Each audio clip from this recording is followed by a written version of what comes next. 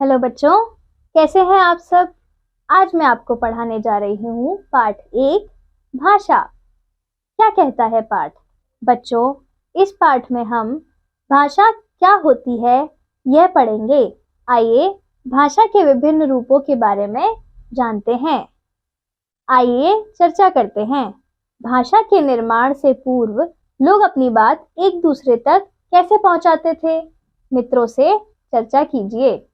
इस चित्र को देखिए। सुनिधि, ये गुड़िया तो बहुत प्यारी है।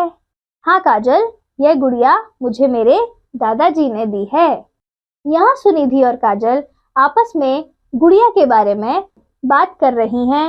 ये बोलकर और सुनकर अपने विचार एक दूसरे तक पहुंचा रही हैं। इस चित्र को देखिए। भाई साहब, मुझे ये दवाई चाहिए। जी जरूर। बच्चों, इस चित्र में व्यक्ति दवाइयों की पर्ची दुकानदार को दे रहा है। दुकानदार पर्ची पढ़कर दवाइयां निकाल रहा है। यहाँ लिखकर और पढ़कर अपने विचारों का आदान प्रदान किया गया है।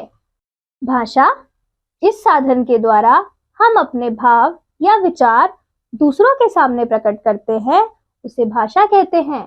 इसे भी जानें। सभी प्राणियों, जीव जंतुओं की अपनी भाषा और बोली होती है। भाषा के रूप। भाषा के 2 रूप होते हैं, मौखिक भाषा, लिखित भाषा। मौखिक भाषा, जब हम बोलकर अपनी बात प्रकट करते हैं तो उसे मौखिक भाषा कहते हैं। लिखित भाषा, जब हम लिखकर अपनी बात प्रकट करते हैं तो उसे लिखित भाषा कहते हैं। संकेतों के द्वारा भी अपनी बात एक दूसरे तक पहुंचाते हैं। बच्चों, ये चित्र देखिए। ये विद्यालय का चित्र है। इसमें जतिन हाथ हिलाकर अपनी माँ को बाय कह रहा है। माँ भी जतिन को हाथ हिलाकर विदा कर रही है।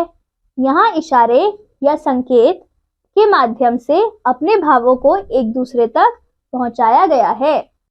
हमारी तरह पशु पक्षी और जीव जंतु भी अलग अलग आवाजों के माध्यम से आपस में बात करते हैं, जैसे कि टें टें, भौं भौं, गुटुरगू, काव काव, मैं, म्याऊ म्याऊ। ऊपर दी गई सभी बोलियां पशु पक्षियों की हैं। पाठ पढ़कर हमने सीखा, जिस साधन के द्वारा हम अपने भाव या विचार दूसरों के सामने प्रकट करते हैं उसे भाषा कहते हैं। भाषा के 2 रूप होते हैं, लिखित, मौखिक। जब हम बोलकर अपनी बात प्रकट करते हैं तो उसे मौखिक भाषा कहते हैं। जब हम लिखकर अपनी बात प्रकट करते हैं तो उसे लिखित भाषा कहते हैं। इशारों या संकेत के द्वारा भी हम अपने भाव प्रकट करते हैं, उसे सांकेतिक भाषा कहते हैं। पशु पक्षियों की भी अपनी बोलियां हैं। धन्यवाद बच्चों। अब हम मिलेंगे अगली कक्षा में।